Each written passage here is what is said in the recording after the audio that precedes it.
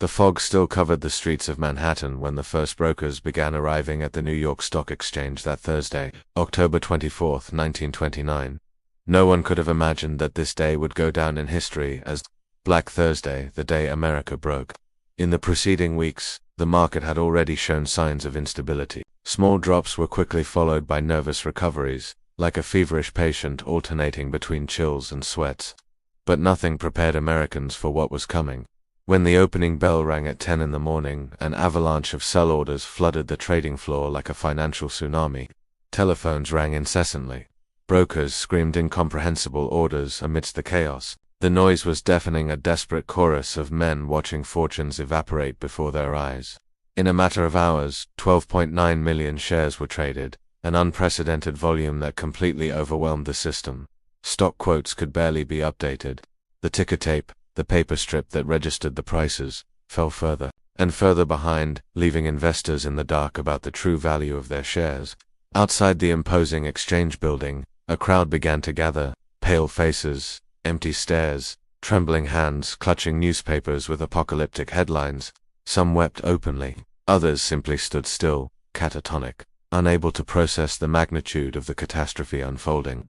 But how did we get here? How did the world's most prosperous nation, the land of infinite opportunity, reached the brink of the abyss?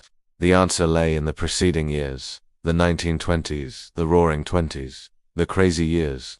It was an era of unprecedented prosperity, of jazz, of flappers with their short dresses and pearl necklaces, of alcohol prohibition and clandestine speakeasy. America was celebrating, intoxicated not only by illegal alcohol but by something even more dangerous, the certainty that the good times would last forever. The stock market became the national obsession.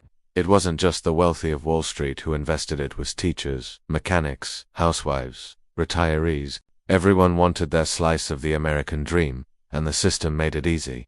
Just put down 10%, and you could buy shares. The other 90% was borrowed. It was called buying on margin, a financial time bomb that no one could or wanted to see. Stock prices soared, detached from any economic reality. Companies that barely made a profit saw their shares appreciate by 300%, 400%, 500%. It was a monumental speculative bubble, fueled by greed and the collective illusion that prices could only go up. Sensible economists issued warnings, but their voices were drowned out by the euphoric chorus of optimists. This time is different, they said. We've entered a new era of permanent prosperity. But beneath the gleaming surface, deep cracks began to appear. The American economy faced a fundamental problem: overproduction. Factories were producing more than the market could consume. Cars, refrigerators, radios, everything piled up in warehouses as sales plummeted. Farmers, who had expanded their lands during the war, now harvested more than they could sell, watching agricultural prices crash. Banks, which should have been the guardians of financial stability, became reckless gamblers. They invested heavily in the stock market and generously lent money to speculators. When the bubble burst, these institutions discovered that their vaults were full of empty promises and worthless paper. On that Black Thursday, when the first major investors tried to sell their positions to cut losses, they discovered there were no buyers. Panic set in. More people tried to sell. Prices plummeted further, a self-feeding vicious cycle, an unstoppable downward spiral. If you are following this story about one of the most dramatic moments in American history, leave your like and subscribe to the channel so you don't miss the next chapters of this historical journey. At noon, a group of powerful bankers met secretly in the offices of J.P. Morgan. They were the titans of Wall Street, men whose names were synonymous with power and wealth. Thomas Lamont, Albert Wiggin, Charles Mitchell. They had a plan to form a consortium, pool resources, and start buying shares to stabilize the market.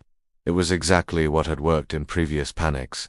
At 1:30 p.m., Richard Whitney, vice president of the exchange and representative of the consortium, calmly walked onto the trading floor, with a confident demeanor that contrasted violently with the surrounding chaos.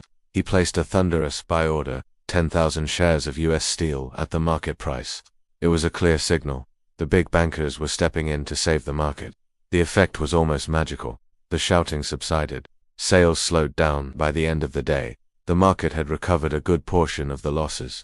Afternoon newspapers carried relieved headlines. Bankers save market. Many believed the worst had passed, that Black Thursday was just a scare. But they were terribly wrong. This was not the end of the crisis, it was only the beginning. The weekend arrived, bringing a deceptive calm. Families tried to follow their normal routines, but conversations inevitably returned to the market. In churches, clubs, and Sunday dinners, everyone discussed the same topic: what would happen on Monday? The answer came brutal and definitive. On Monday, October 28th, and especially on Tuesday, October 29th, Black Tuesday, the market collapsed completely. The consortium of bankers realized they did not have enough resources to hold back the tide. Investors sold everything, at any price. In 2 days, the market lost more than 23% of its value. Fortunes built over decades evaporated in hours. The stories that emerged from those days were heartbreaking. Men who woke up millionaires went to sleep in poverty. Families lost their life savings. There were reports, some confirmed, others possibly apocryphal, of investors throwing themselves from their office windows, preferring death to ruin. The days following the crash turned into weeks, and the weeks into months of escalating agony. What started as a financial crisis on Wall Street quickly morphed into something much larger and more sinister: an economic depression that would engulf the entire nation like a biblical plague. The first victims were the banks. In November 1929, what historians would call a bank run began. Thousands of people, terrified of losing their savings, formed endless lines outside bank doors, desperate to withdraw their money. The problem was simple and devastating. The banks did not have all that money in cash. They had loaned it to speculators, invested it in the stock market, and financed the bubble. Now, faced with crowds demanding their deposits, they simply closed their doors. In 1930, over 1,300 banks failed. The following year, another 2,300 closed. These were not just large Wall Street institutions, they were community banks. Small credit unions, institutions that had served entire communities for generations. When a bank failed, it took with it not only the depositors' money, but the trust of an entire community. Farmers lost resources to plant, merchants lost working capital, families lost life savings that took years to accumulate. John Steinbeck, who would later immortalize this period in The Grapes of Wrath, wrote about farmers waking up to find that decades of hard work had been reduced to nothing. Thousands of rural families, especially in the Midwest, faced not only the economic depression but also an environmental catastrophe known as the dust boulder storms that turned fertile fields into deserts. The industrial cities of the Northeast and Midwest became factory graveyards. In Detroit, where the auto industry had been the engine of American growth, production lines ground to a halt. The big three automakers, Ford, General Motors, and Chrysler, drastically reduced their operations. Workers who had earned good wages suddenly found themselves unemployed, unable to pay their mortgages or feed their families. The unemployment rate in the United States, which was around 3% in 1929, skyrocketed to over 25% by 1933. This meant that 1 in 4 Americans who wanted to work simply could not find a job. But cold statistics don't capture the true horror. Skilled engineers sold apples on street corners. University professors worked as janitors when they could find work. World War I veterans, men who had risked their lives for the nation, begged for food. Hoovervilles, shantytowns, sarcastically named after President Herbert Hoover, sprouted up on the outskirts of major cities. Thousands of families lived in structures made of cardboard, old wood, and tin. Central Park in New York housed one of these homeless communities. In Seattle, Los Angeles, Chicago, San Francisco, in every major American city, these settlements of misery multiplied like open wounds on the body of the nation. Bread lines became part of the urban landscape. Men, women, and children waited for hours for a bowl of thin soup or a piece of bread. Charities and churches did what they could, but the magnitude of the crisis far exceeded their capacity to respond. Horrific stories circulated: children fainting from hunger at school, families eating grass, people searching garbage cans for scraps of food. This is the real story of millions of Americans who faced the greatest economic crisis of the 20th century. If you are learning something new, don't forget to like and subscribe to follow the end of this journey. President Herbert Hoover, a successful engineer and humanitarian who had coordinated food aid programs in Europe after World War I, found himself completely lost. His philosophy of limited government and rugged individualism, the belief that Americans should solve their own problems without much government intervention, was inadequate for the scale of the catastrophe. Hoover firmly believed that the economy would self-correct, and that government intervention would only prolong the agony. Prosperity is just around the corner, he repeatedly insisted, while the situation worsened month after month. He feared that federal aid programs would create a culture of dependency, undermining American character. It was a noble philosophy in theory, but disastrous in practice when millions were literally starving. The crisis was not contained within American borders. As the most powerful economy in the world, the United States was the engine pulling the global economic train. When that engine failed, the entire train derailed. American imports, which had sustained many national economies, plummeted. American loans to Europe, crucial for post-World War I recovery, dried up. In Germany, already weakened by the war reparations imposed by the Treaty of Versailles, the crisis was particularly devastating. Mass unemployment and hopelessness created the perfect breeding ground for the rise of extremist movements. A failed Austrian painter named Adolf Hitler found an increasingly receptive audience for his messages of resentment and scapegoating. The Great Depression did not just break economies, it broke societies, setting the stage for World War II. In Brazil, which depended on coffee exports to the United States, the prices of the commodity crashed. Farmers burned sacks of coffee to try and maintain prices, a perverse demonstration of how abundance had become a curse. The Revolution of 1930, which brought Getúlio Vargas to power, had this global economic crisis as its backdrop.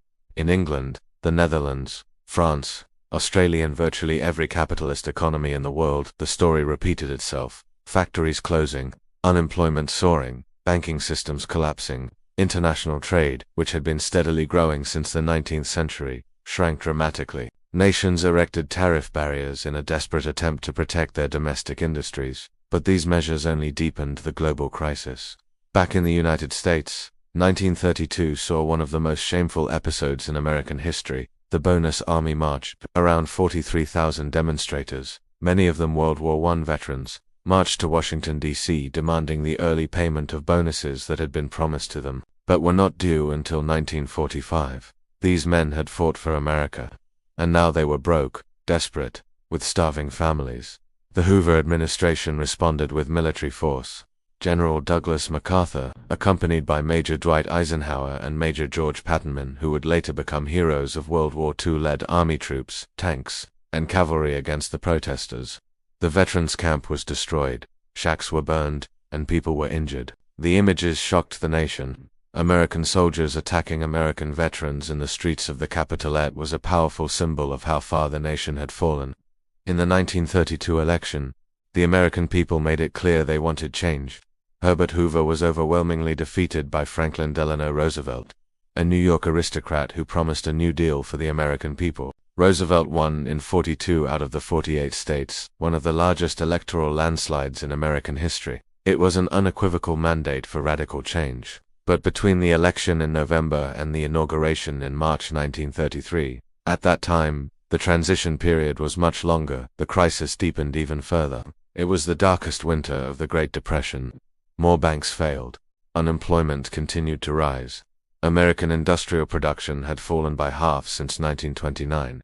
Per capita income had plummeted 30%. It was as if the nation was in freefall, and no one knew where the bottom was. On March 4, 1933, under a gray, ominous sky that seemed to mirror the nation's mood, Franklin Delano Roosevelt placed his hand on the family Bible and took the oath as the 32nd President of the United States. Millions of Americans, gathered around radios across the country, anxiously awaited his first words. What they heard was a message that would echo through the decades. "The only thing we have to fear is fear itself," Roosevelt declared in that confident, paternal voice that would become his trademark. These were not just empty words from a politician, they were a call to arms against despair, an acknowledgement that psychological paralysis was as dangerous as economic collapse. Roosevelt wasted no time. In his first 100 days in office, he unleashed a storm of legislative activity unprecedented in American history. It was the birth of the New Deal, an ambitious set of programs that would fundamentally redefine the relationship between the federal government and the American people. The first priority was the banking system. The morning after his inauguration, Roosevelt declared a national bank holiday, an elegant euphemism for closing every bank in the country for 4 days. It was an audacious and unprecedented move, but necessary. During this period, Congress hastily passed the Emergency Banking Act, which allowed the government to inspect banks and reopen only those deemed financially sound. On Sunday evening, March 12, Roosevelt delivered the first of his famous fireside chats over the radio. Using simple, direct language, he explained to the American people what had happened and why it was now safe to put their money back in the banks. "I want to talk for a few minutes with the people of the United States about banking," he began, as if speaking to a neighbor in his living room. The effect was extraordinary. The following Monday, when the banks reopened, instead of the feared runs to withdraw money, people began to deposit. Within weeks, over $1 billion returned to the banking system. Roosevelt had achieved something that seemed impossible. He had restored confidence. But restoring confidence was just the beginning. The nation needed jobs, and it needed them quickly. That is how the Civilian Conservation Corps (CCC), one of the most successful New Deal programs, was born. Unemployed young men, aged 18 to 25, were recruited to work on conservation projects, planting trees, building trails, combating erosion, creating parks. They received $30 a month, $25 of which was sent directly to their families. In 9 years, the CCC would employ 3 million young men, plant 3 billion trees, and build infrastructure and parks that we still use today. More importantly, it gave an entire generation of young men not just wages, but dignity, purpose, and hope. Another emblematic program was the Works Progress Administration (WPA), created in 1935. It was the largest public employment program in American history. At its peak, the WPA employed 3.3 million people, building roads, bridges, schools, hospitals, and airports. Much of the American infrastructure we still use today, including the Lincoln Tunnel in New York and Dealey Plaza in Dallas, was built by WPA workers. But the WPA wasn't just about concrete and asphalt. It also had programs for artists, writers, musicians, and actors. Painters created murals in public buildings. Writers documented oral histories of former slaves before those voices were lost forever. Musicians gave free concerts in rural communities. It was a radical acknowledgement that culture and art were as essential as bridges and roads to the soul of a nation. We are reaching the end of this extraordinary historical journey. If you are enjoying this immersion in the Great Depression and the American recovery, leave your like and subscribe for more quality historical content. Agricultural reform was also critical. The Agricultural Adjustment Act, AAA, paid farmers to produce less, in an attempt to raise the prices of agricultural commodities. It was controversial. Destroying food while people starved seemed obscene, but it made economic sense. Farm prices began to rise, and farmers were able to pay their debts. The Tennessee Valley Authority TVA was perhaps the most ambitious program. An entire region, the Tennessee River Valley, spanning 7 states, was transformed through a massive project of dam building, electricity generation, and flood control. Millions of people who had never had electricity suddenly had light in their homes. It was literally bringing modernity to regions that had been forgotten. Roosevelt also faced fierce resistance from business owners and conservatives, who accused him of socialism and destroying American capitalism. The Supreme Court struck down several of his initial programs, but Roosevelt did not back down. In the 1936 election, he won every state except 2, receiving an even more powerful mandate than in 1932. The Social Security Act of 1935 created the Social Security system, guaranteeing pensions for the elderly and benefits for the unemployed. It was revolutionary. For the first time, the federal government assumed direct responsibility for the welfare of its most vulnerable citizens. 85 years later, Social Security remains one of the most popular and important American government programs. The Fair Labor Standards Act established a minimum wage, the 40-hour workweek, and banned child labor. These were achievements that unions had fought for decades to attain, now guaranteed by federal law. But despite all these programs, despite the billions spent and millions employed, the recovery was frustratingly slow. In 1937, thinking the worst had passed, Roosevelt tried to balance the budget by cutting spending. The result was a new recession, the recession within the Depression, which threw 2 million people back into unemployment. It was a harsh reminder that the economy remained fragile. The inconvenient truth is that, despite the New Deal, despite all the frantic activity and innovative programs, the American economy had not truly recovered by the end of the 1930s. In 1939, 10 years after the crash, the unemployment rate was still 17%. Industrial production had rebounded, but private investment remained depressed. Millions were still struggling. It was World War II that finally pulled America out of the Great Depression. When Hitler invaded Poland in September 1939, and especially after the Japanese attack on Pearl Harbor in December 1941, the American economy was mobilized for the war effort. Suddenly, there was an insatiable demand for everything: weapons, ships, planes, tanks, uniforms, food. The factories that had been idle for years were now working 24 hours a day. Women entered the workforce in unprecedented numbers. Unemployment virtually disappeared. It was a cruel irony. The greatest human catastrophe in history, a war that would kill 60 million people, was necessary to end the Great Depression. The war spending that politicians had deemed impossible during the Depression suddenly became unlimited when national survival was at stake. But the New Deal left a legacy that transcended economic recovery. It fundamentally transformed American society. It established the principle that the government had a responsibility for the economic well-being of its citizens. It created a social safety net that, while imperfect, protected the most vulnerable. It democratized opportunities through educational and work programs. The New Deal programs also physically transformed America. The dams, bridges, schools, parks, and roads built during that era still serve the nation today. When you visit a national park, drive on an interstate highway, or receive your Social Security check, you are touching the legacy of the New Deal. The lessons of the Great Depression and the New Deal response remain relevant today. They teach us about the dangers of uncontrolled speculation, excessive deregulation, and extreme inequality. They remind us that markets, left entirely to their own devices, can produce catastrophic results. They demonstrate that in times of extreme crisis, only large-scale government action can mobilize the necessary resources for recovery. When the 2008 financial crisis threatened to plunge the world into another Great Depression, world leaders looked back to the lessons of 1929. This time, governments acted quickly to stabilize banks, inject liquidity into the economy, and stimulate demand. The recession was severe, but it did not turn into another Great Depression. That was the legacy of Roosevelt and the New Deal in action. The Great Depression also teaches us about human resilience. An entire generation of Americans faced hardships that are almost unimaginable today. They lost everything, but they did not lose hope. They adapted, fought, and survived. That generation, the greatest generation, went on to win World War II and build the prosperous post-war America. Today, when we face our own crises, pandemics, climate change, economic instability, is worth remembering what that generation faced and overcame. They taught us that there is no crisis so deep that it cannot be overcome with courage, creativity, and solidarity. The story of the Great Depression is, ultimately, a story about the limits and possibilities of human society. It is about how systems that seem solid can crumble overnight.